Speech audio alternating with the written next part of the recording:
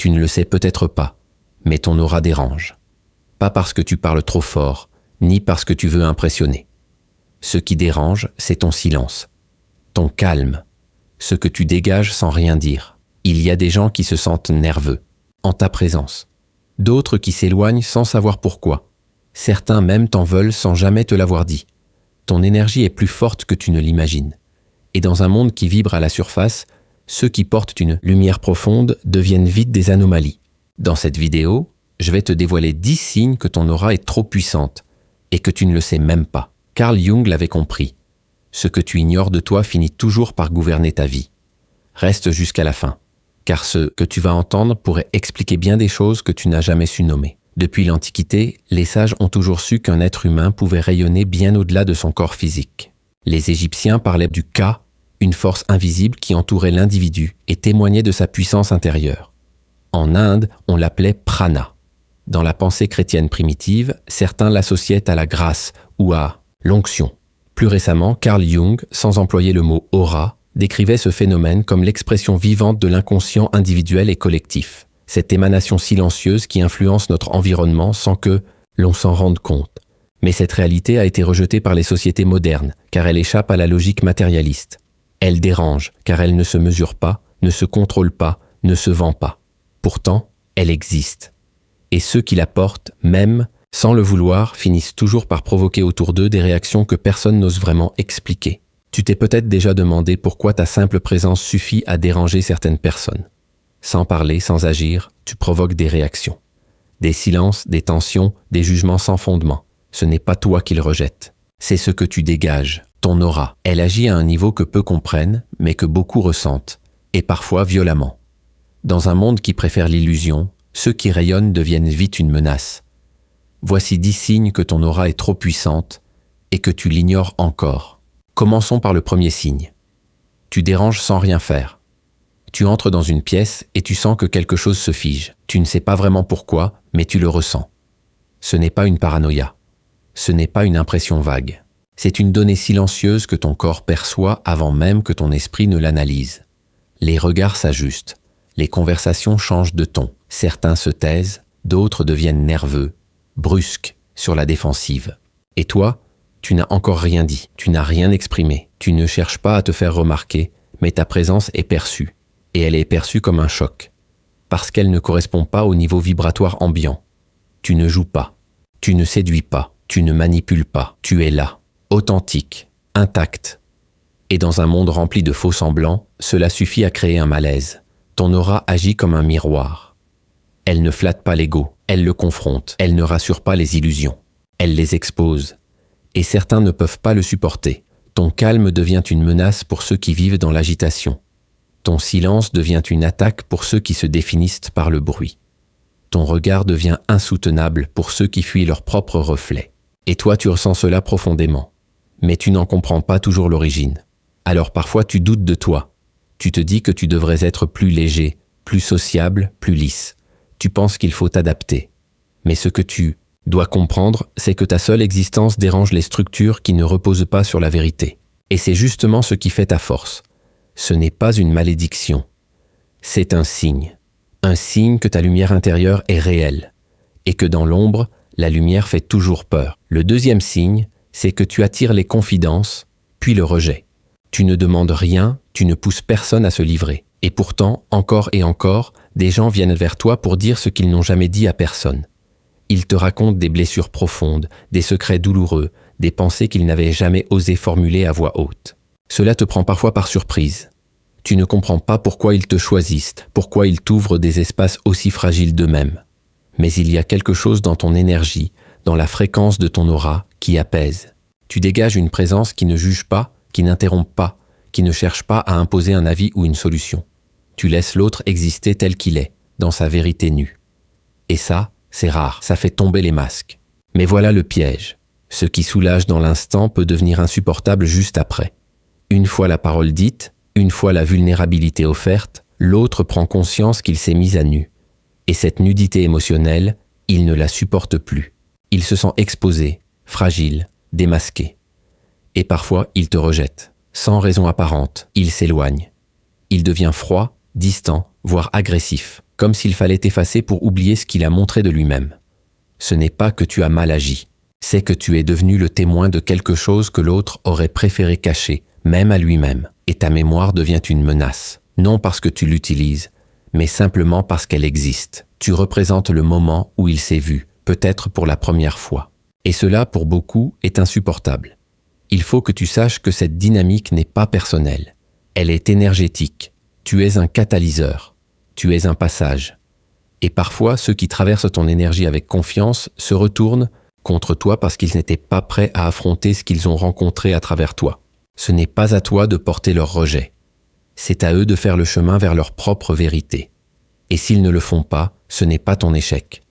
C'est simplement le prix de la lumière dans un monde qui préfère l'ombre. Le troisième signe, c'est que tu deviens la cible de projection. Tu ne sais pas pourquoi, mais certaines personnes semblent te prêter des intentions que tu n'as jamais eues. Elles t'accusent à demi-mot, te soupçonnent de choses absurdes, te prennent des émotions que tu ne ressens pas. Tu ressens comme une distorsion dans leur regard, comme si ce qu'elles voyaient de toi n'était pas ce que tu es, mais ce qu'elles veulent fuir en elles-mêmes.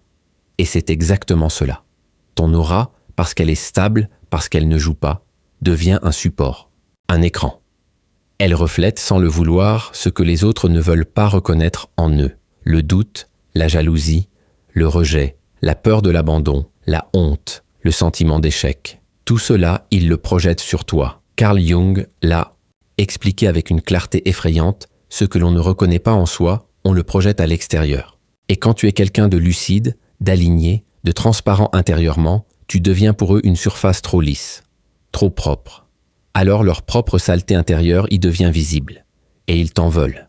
Pas parce que tu leur as fait du mal, mais parce qu'ils ont vu leur propre visage dans le tien. C'est profondément injuste et parfois douloureux, surtout quand cela vient de gens que tu aimes ou que tu estimes. Tu ne comprends pas leur rejet, leur froideur soudaine, leur méfiance.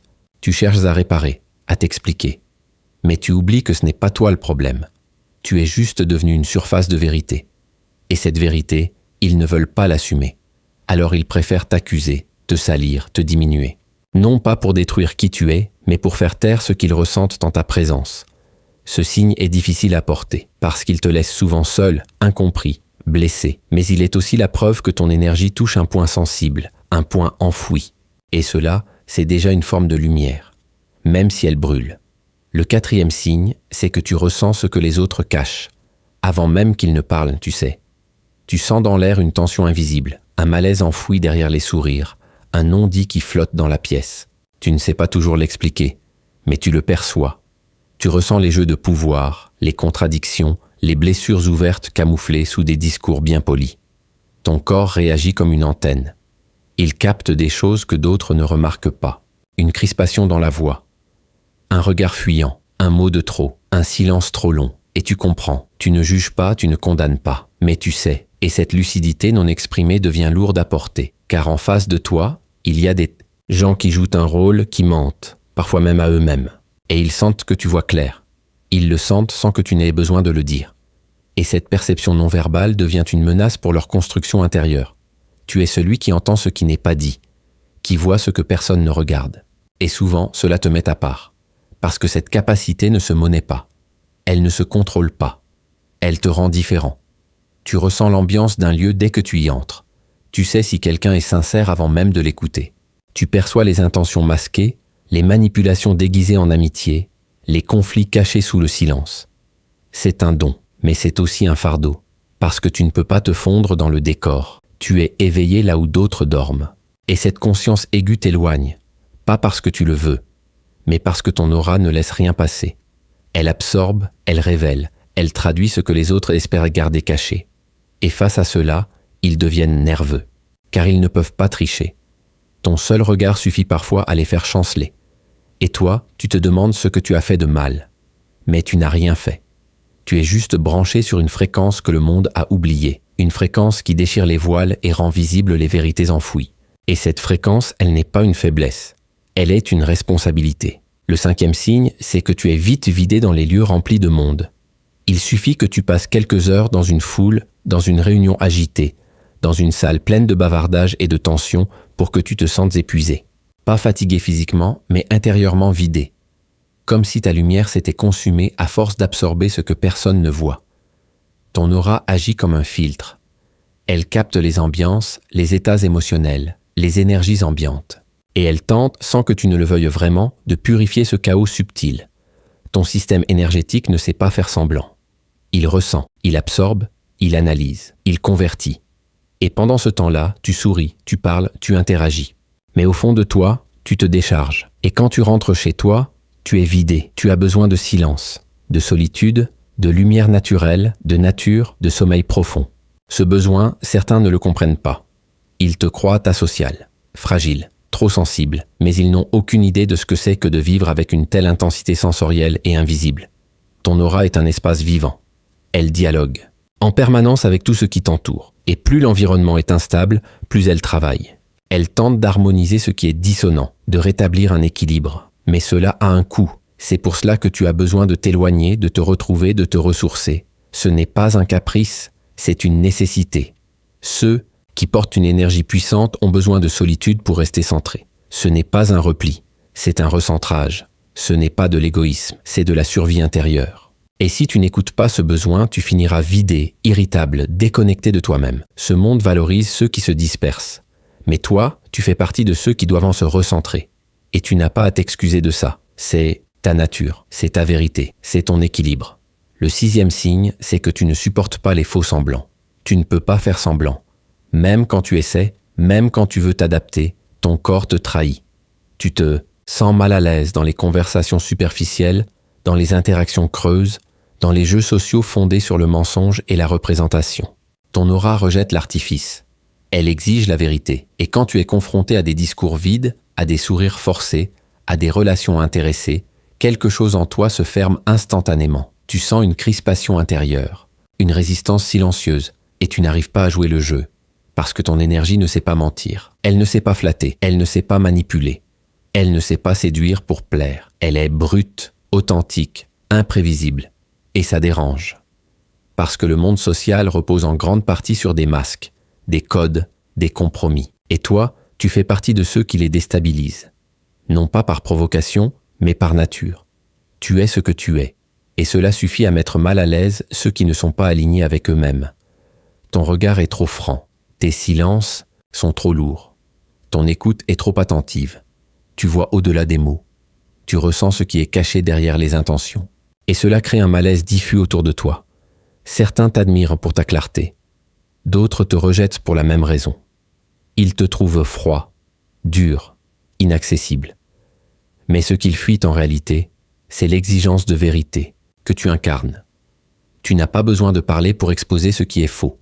Ta simple présence crée une pression silencieuse qui pousse à la cohérence, et ceux qui vivent dans la dissonance ne peuvent pas rester longtemps près de toi. Ce n'est pas que tu juges, c'est que tu imposes, malgré toi, un retour à l'authenticité. Et ce retour, beaucoup ne le souhaitent pas. Ils préfèrent rester dans le confort des apparences. Mais toi, tu ne peux pas t'y conformer. Parce que ton énergie intérieure ne tolère pas le mensonge, même déguisé en politesse. Le 7e signe, c'est que tu es souvent incompris. Tu t'exprimes, mais tes mots sont mal interprétés. Tu proposes une idée et on la réduit. Tu ressens quelque chose de profond et on te reproche d'exagérer.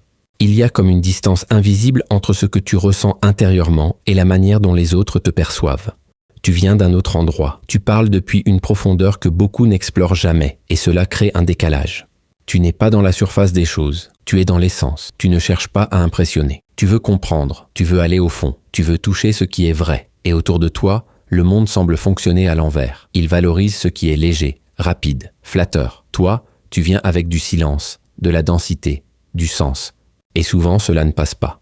Tu sens que tu déranges, que tu es trop, que tu ne rentres pas dans les cases. Et on te le fait sentir. Tu te sens seul, même entouré. Tu te sens ailleurs, même présent. Tu expliques, tu reformules, tu t'adaptes, mais rien n'y fait. Tu es en avance sur la conversation. Tu vois ce que les autres ne veulent pas encore voir. Et cette lucidité crée une barrière. Tu ne le fais pas exprès. Mais tu vis à une profondeur que peu de gens osent rejoindre. Alors tu restes incompris. Pas parce que tu es compliqué, mais parce que tu parles un langage que beaucoup n'ont jamais appris. Le langage du cœur lucide, de la conscience éveillée, de l'ombre intégrée. Et ce langage ne fait pas consensus. Il isole, il rend étrange, il te place en marge. Mais il est aussi ta vérité. Tu n'as pas été fait pour briller dans la foule. Tu as été conçu pour illuminer des profondeurs que peu osent explorer.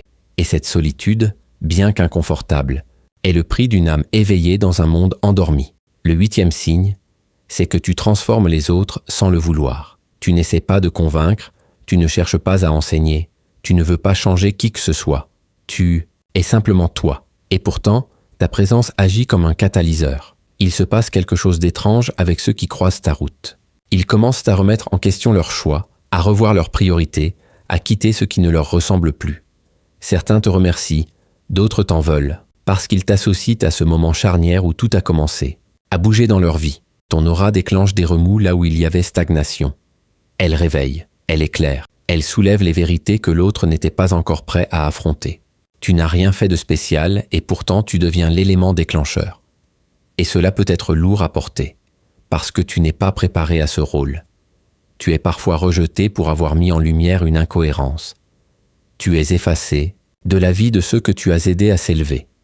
Tu es vu comme un trouble-fête, un intrus, un facteur de déséquilibre, alors qu'en réalité, tu n'as fait qu'incarner une vibration qui ne ment pas. Une présence qui dit, sans un mot, ce qui doit changer. Tu es un miroir puissant, et ce miroir dérange. Il pousse à l'action, il force le mouvement, il révèle l'urgence intérieure. Et ce pouvoir silencieux que tu portes, il ne te donne pas toujours de reconnaissance. Il te laisse souvent avec des questions, des blessures, des ruptures. Mais il faut que tu comprennes une chose, ce n'est pas contre toi, c'est la fonction de ton énergie. Elle bouscule, elle ne flatte pas, elle libère. Et la liberté fait peur, parce qu'elle exige la responsabilité. Ceux que tu as éveillés, même s'ils t'ont rejeté, reviendront un jour à ce que tu leur as transmis sans le vouloir. Et ce jour-là, ils comprendront que tu n'étais pas un danger. Tu étais juste trop vrai, trop tôt. Le 9e signe, c'est que tu fais peur sans raison apparente.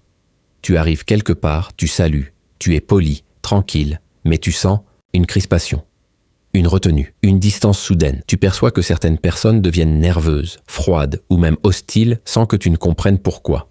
Tu n'as rien fait de mal, tu n'as pas élevé la voix, tu n'as pas provoqué. Et pourtant, ta seule présence suffit à réveiller une forme de peur, de rejet ou de soupçon.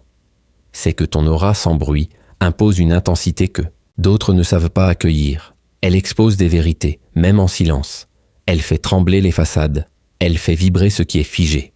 Et pour ceux qui vivent en déséquilibre intérieur, ce simple contact avec une énergie stable devient insupportable. Tu n'as pas besoin de parler pour être perçu comme une menace. Ta lumière dérange parce qu'elle éclaire ce que les autres préfèrent garder dans l'ombre. Elle rappelle une autre manière de vivre, une autre manière d'être, plus alignée, plus lucide, plus libre. Et cette liberté dérange ceux qui sont enchaînés à leur propre illusion. Alors, ils te diabolisent. Ils inventent des raisons de t'éviter. Ils se persuadent que tu es étrange, dangereux, manipulateur ou trop intense. Ils créent des barrières pour ne pas sentir ce que tu leur fais ressentir. Parce que dans le fond, ce qu'ils craignent, ce n'est pas toi. C'est ce qu'ils deviennent à ton contact. Ils ne peuvent plus tricher. Leur masque devient trop lourd. Leur rôle s'effrite. Leur défense tombe. Et cela les terrorise. Tu leur fais peur sans le vouloir. Parce que tu représentes une brèche dans leur construction mentale. Une faille dans le décor. Une lumière dans la mise en scène. Et cette peur est souvent irrationnelle. Elle vient de leur inconscient. Elle vient de loin. Mais toi, tu l'absorbes. Tu la portes. Et parfois, tu crois que c'est ta faute. Mais ce n'est pas ta faute. C'est la preuve que ton énergie travaille à un niveau que la conscience ordinaire ne contrôle pas. Et que cette vibration, même silencieuse, agit. Le 10e signe, c'est que tu sais des choses que tu n'as jamais apprises. Tu n'as pas étudié certains sujets, tu n'as pas lu certains livres, tu n'as pas suivi certaines formations. Et pourtant, tu comprends, tu captes, tu ressens. Tu arrives à formuler des vérités que d'autres ne comprennent pas, même avec des années de théorie. Tu sembles deviner les mouvements intérieurs des gens, leurs peurs, leurs blocages, leurs besoins profonds. Tu poses les bonnes questions sans savoir d'où elles te viennent. Tu as des intuitions précises, des visions claires, des ressentis inexplicables. Et souvent, tu gardes tout cela pour toi, parce que tu sais que ce n'est pas rationnel, et que cela dérange. Ton aura est connectée à quelque chose de plus grand que toi. Elle capte des données, des fréquences, des informations qui échappent à l'intellect. Carl Jung parlait de l'inconscient collectif, cette mémoire partagée entre les êtres humains, où dorment des archétypes, des vérités anciennes, des sagesses oubliées. Ton énergie plonge dans cet espace. Elle en remonte des éclats, des éclairs, des messages. Et toi, tu les portes. Tu ne sais pas toujours quoi en faire. Tu te sens parfois trop chargé, trop différent, trop étrange même. Tu remets en question ta propre perception. Mais cette perception est réelle. Elle est juste plus large que la norme. Elle dépasse les limites du visible. Elle est liée à une sagesse qui te traverse sans passer par le mental. Et c'est cela qui dérange, parce que tu sais, sans preuve, sans logique, sans structure académique. Et dans une société, fondée sur la vérification, sur le diplôme, sur l'autorité extérieure, ce type de connaissance est perçu comme une menace. Alors tu te tais, tu doutes, tu te retiens, tu préfères rester discret. Mais au fond, tu sais que ce que tu ressens est vrai. Tu sens que cette sagesse ne vient pas de toi, mais qu'elle passe par toi, et que ton aura est son véhicule. Ce n'est pas un pouvoir, ce n'est pas une supériorité. C'est une mémoire ancienne, une lumière intérieure, une voix qui chuchote dans le silence. Et cette voix, même si elle dérange, elle dit juste. Tu as compris les signes, tu les as vécus, tu les as peut-être même subis. Mais ce que tu ressens, ce que tu vis dans le silence de ton être, ne s'explique pas seulement par des symptômes extérieurs. Il y a autre chose, quelque chose de plus profond, de plus ancien, de plus vaste. Il y a des lois invisibles à l'œuvre, des principes psychiques, existentiels, spirituels, que peu de gens connaissent, mais que ton énergie active malgré toi. Si tu déranges, ce n'est pas seulement à cause de ce que tu fais, c'est à cause de ce que tu es. Et cette présence, cette aura, entre en conflit avec des mécanismes souterrains que la plupart des gens ignorent. Aujourd'hui, on ne va pas t'apprendre à éteindre ce que tu es. On va te montrer pourquoi tu déranges. Et pourquoi ce dérangement est une preuve silencieuse que tu vis sur un autre plan. L'une des premières raisons, c'est que ta lumière confronte l'ombre. Toute personne porte en elle une part inconsciente que Jung appelait l'ombre. Ce sont les blessures non résolues, les instincts refoulés, les vérités non assumées, les émotions interdites. L'ombre est ce que l'ego ne veut pas voir. Et quand tu arrives avec ton aura claire, stable, vibrante, tu éclaires cette ombre. Tu ne le veux pas, tu ne le cherches pas, mais tu es cette lumière. Et cette lumière devient insupportable pour ceux qui n'ont jamais regardé en eux. Elle agit comme un révélateur. Elle fait monter ce qui était enfoui. Elle fait apparaître les tensions, les mensonges, les dissonances. Et comme l'ombre déteste être vue, elle attaque, elle fuit, elle rejette. Ce que tu vis, ce n'est pas une hostilité rationnelle. C'est une réaction archaïque, primitive, défensif. L'autre se sent menacé dans sa construction. Il se sent déstabilisé, exposé, vulnérable. Et pour protéger son identité, il te rejette, il t'étiquette, il te dénigre. Ce n'est pas toi qu'il combat, c'est ce que tu réveilles en lui. Et plus tu es aligné, plus tu es lumineux. Plus l'ombre en face devient agressive. Parce que tu n'as pas accepté le mensonge, tu deviens une agression pour ceux qui en vivent. Et cela, tu dois l'intégrer. Non pas pour devenir arrogant, mais pour comprendre que ton aura, si elle provoque, c'est parce qu'elle éclaire. La deuxième loi invisible, c'est le conflit entre authenticité et conformité. Ton aura ne joue pas, elle ne triche pas, elle ne fait pas semblant. Et dans une société fondée sur le masque, cette transparence est un affront. Le monde social fonctionne grâce à des compromis, des rôles, des postures, des mensonges polis, des hiérarchies absurdes. Et toi, tu arrives avec une vibration qui refuse tout cela. Tu n'entres pas dans les cases, tu ne suis pas les codes, tu ne te plies pas aux conventions, pas par rébellion, mais parce que ton énergie ne sait pas faire autrement. Tu es authentique. Et cette authenticité agit comme un poison dans un système basé sur la conformité. Elle dérange parce qu'elle met à nu. Elle expose ce que les autres tentent de camoufler depuis toujours. Tu ne dis rien, mais ta manière d'être souligne l'artifice ambiant. Et cela crée un rejet. Parce que ceux qui ont tout construit, sur l'image ne supportent pas de croiser quelqu'un qui incarne l'être. Tu ne t'habilles pas comme il faut, tu ne parles pas comme il faut, tu ne fais pas semblant comme il faut. Et cela suffit à déclencher des réactions disproportionnées. Tu deviens l'anomalie, l'élément instable, celui dont la seule présence perturbe l'ordre établi. Mais cet ordre n'est qu'un décor. Et toi, tu rappelles qu'il y a autre chose. Tu es une faille dans la mise en scène, une brèche dans le système. Et cela fait peur, parce que ta vérité met leur mensonge en danger. La troisième loi, c'est que l'ego ne supporte pas ce qui le dépasse. L'ego veut comprendre, l'ego veut contrôler, l'ego veut classer. Mais ton énergie ne rentre dans aucune catégorie. Elle est fluide, multiple, sauvage, intuitive. Elle dépasse la logique. Et cela met l'autre en état d'alerte. Il ne peut pas te saisir, il ne peut pas te dominer, il ne peut pas t'enfermer dans un rôle. Et donc, il se sent en insécurité. Parce qu'il sent que tu n'obéis pas à ses règles, que tu échappes à ses manipulations, que tu vibres sur une fréquence qu'il ne peut pas atteindre. L'ego est fasciné par ce qu'il ne comprend pas, mais il est aussi terrifié. Et cette peur se transforme en rejet, en attaque, en tentative de rabaissement. Ce n'est pas toi qu'il veut écraser, c'est ce qu'il ne peut pas contrôler. Ton aura est libre. Et cette liberté est une menace pour ceux qui vivent dans l'attachement, dans la peur, dans la dépendance au regard extérieur. Tu es un rappel de ce qu'ils ne peuvent pas dominer. et cette vérité provoque des comportements irrationnels. La quatrième vérité, c'est que le rejet que tu vis vient d'un effet miroir non assumé. Quand tu es aligné, centré, vrai, tu deviens un miroir qui renvoie à l'autre ce qu'il n'est pas encore. Tu ne le fais pas exprès, tu ne le cherches pas, mais ton aura reflète, elle montre, elle révèle, et ce que l'autre voit, il ne l'aime pas toujours, il se sent inférieur, incomplet, fragile, il se sent petit à côté de toi, pas parce que tu le rabaisses, mais parce que tu lui montres ce qu'il pourrait être. S'il arrêtait de se trahir, tu es trop calme, il est en désordre, tu es trop lucide, il est confus, tu es trop libre, il est prisonnier. Et au lieu de se remettre en question, il préfère t'attaquer, il préfère te projeter son insécurité. Tu deviens l'ennemi symbolique de ce qu'il ne veut pas devenir. Et ce rejet, ce mépris, ce jugement n'est qu'une forme de peur. Une peur de devoir grandir, une peur de devoir affronter sa propre médiocrité. Tu n'es pas haï pour tes défauts. Tu es haï pour ta lumière, parce qu'elle expose l'obscurité non assumée. Et ceux-là, peu sont prêts à l'accepter. La cinquième loi invisible, c'est que tu ne déranges pas seulement les individus. Tu déranges l'inconscient collectif. Tu entres en conflit avec une mémoire invisible, ancienne, lourde. L'humanité porte en elle des couches de traumatisme, de schémas de contrôle, de blessures répétées. Et ton aura, quand elle est trop pure, trop intense, vient heurter cette mémoire. Elle réveille, elle brise des chaînes, elle fait remonter des douleurs enfouies. Tu représentes ce que les générations précédentes ont tenté de taire, ce que les structures ont voulu effacer. Tu es un rappel de ce qui a été persécuté, la liberté intérieure, la souveraineté, la clairvoyance. Tu n'es pas dangereux, mais tu es perçu comme tel. Parce que tu réactives, par ta seule existence, des mémoires collectives de rejet, d'exclusion, de violence. Certains te haïssent dès qu'ils te voient, mais ce n'est pas toi qu'ils voient, c'est ce que tu représentes dans leur mémoire émotionnelle. Tu es le souvenir vivant de ce qui ne peut plus être refoulé. La sixième et dernière vérité, c'est que ton énergie interroge le sens même de l'existence. Tu ne parles pas forcément de spiritualité, tu ne fais pas de discours, mais ta vibration, ton regard, ta posture obligent l'autre à se demander « Pourquoi je vis ? Pourquoi je continue ce travail que je déteste ? Pourquoi je reste dans cette relation vide ? Pourquoi je me suis perdu ?» Ta présence réveille des questions existentielles.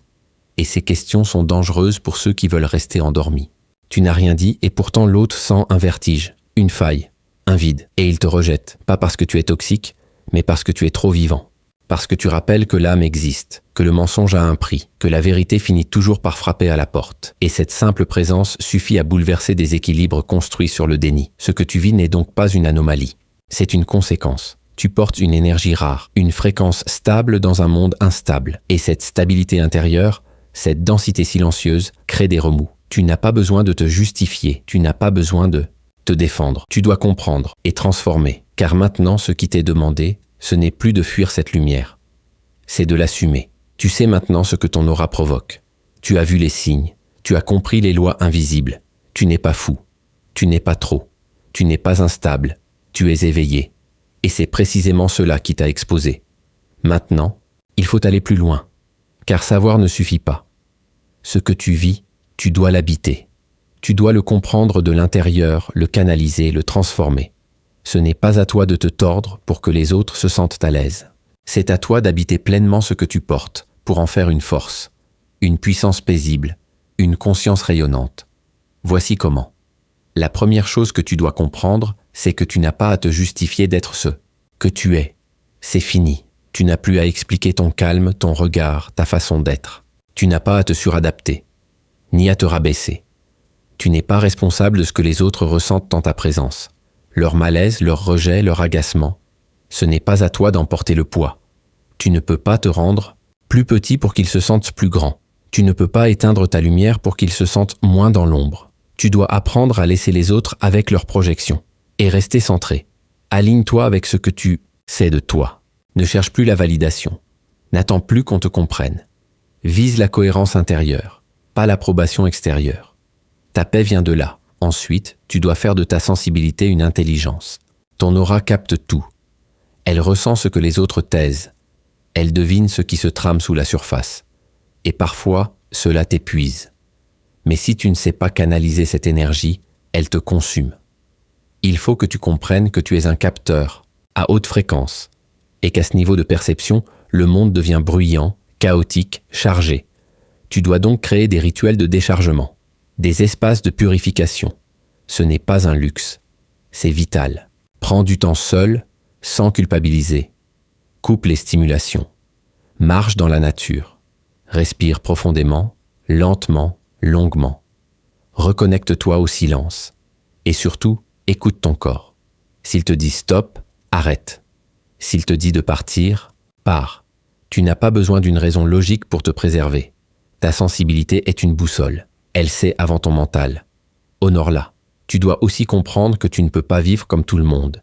Tu n'as pas été conçu pour les rythmes artificiels, les relations creuses, les environnements pollués. Et ce n'est pas de l'élitisme. C'est de l'honnêteté. Ton système énergétique a besoin de clarté, d'harmonie, de lenteur. Tu ne peux pas te forcer à fonctionner dans des cadres qui t'asphyxient. Ce n'est pas une faiblesse. C'est un appel à créer ton propre espace. Choisis avec soin ce que tu regardes, ce que tu écoutes, avec qui tu échanges. Tu ne peux plus te permettre de te nourrir de ce qui t'empoisonne.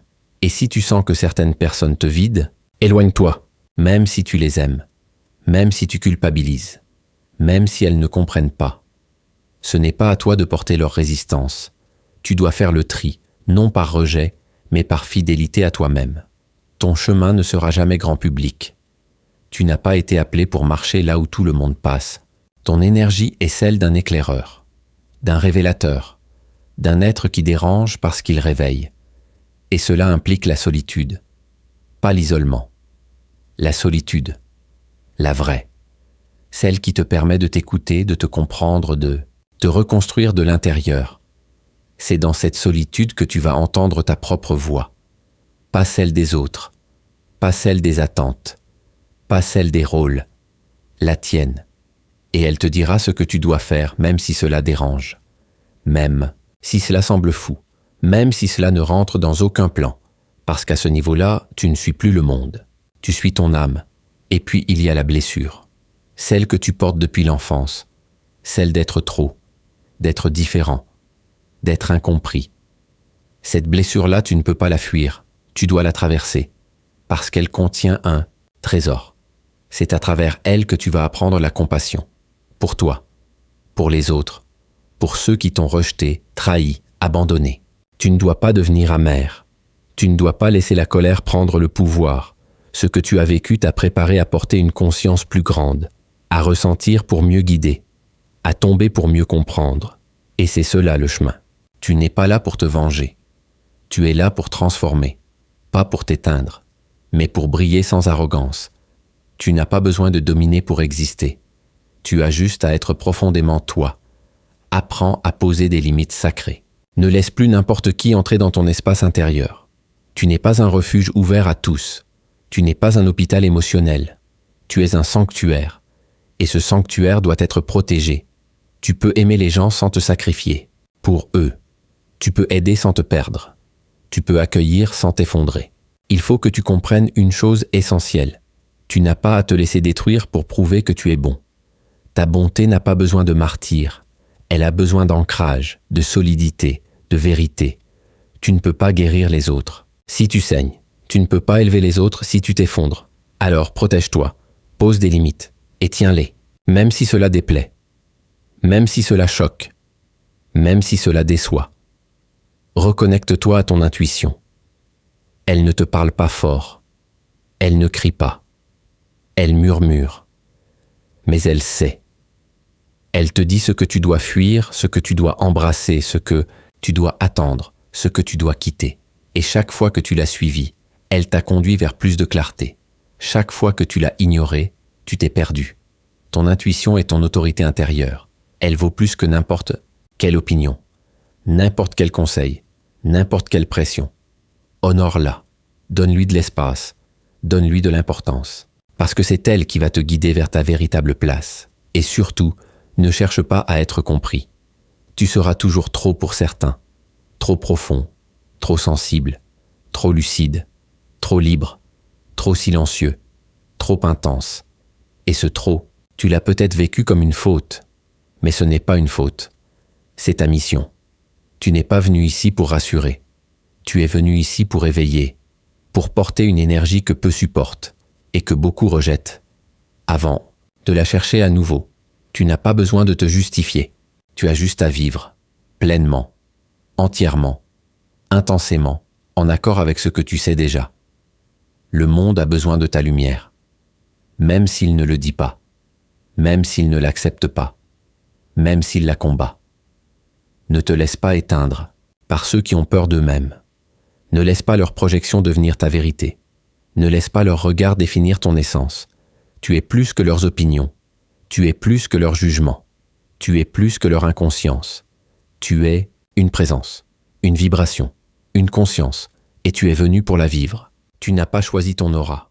Elle s'est forgée lentement à travers ce que tu as traversé sans témoin, sans explication. Elle s'est construite dans les nuits où tu n'avais que ton silence comme refuge. Elle est née de tes douleurs, les plus profondes, de ton refus de trahir qui tu étais, même quand cela te coupait des autres. Tu as longtemps cru que c'était une faiblesse. Tu t'es même excusé d'être trop sensible, trop intense, trop profond, trop lucide. Tu as essayé de te fondre dans la masse, d'atténuer ta lumière, de t'ignorer toi-même pour qu'on t'accepte enfin. Mais rien n'y a fait, parce que ce que tu es ne se camoufle pas. Ce que tu dégages ne se contrôle pas. Et aujourd'hui tu le sais, ce n'était pas toi le problème, c'était ce que tu réveillais. Ce que tu révélais sans le vouloir. Ce que ton énergie imposait sans parole. Alors ne te renie plus. N'étouffe plus ce que tu ressens. N'éteins plus ce que tu vibres.